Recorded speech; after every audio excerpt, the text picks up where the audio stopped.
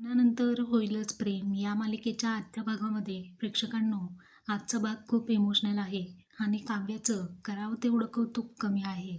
खरंच जी जिद्द आणि आत्मविश्वास आज काव्याने दाखवलेला आहे ना, तो खरंच अप्रतिम आहे.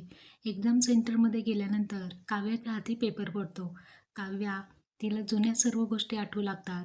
ब्लॅकबोर्डवरती 16 ऑगस्ट असं लिहिलेलं असतं. कारण देशमुखांसाठी 16 ऑगस्ट, डिसेंबर हे घातकी महिने असतात आणि नंदिनीची सरोगसी हे सगळे प्रसंग तिला आठवू लागतात. काव्याला प्रचंड त्रास होऊ लागतो. शेवटचे 5 मिनिट राहिलेले असतात. काव्या तरीसुद्धा पेपर लिहीत असते.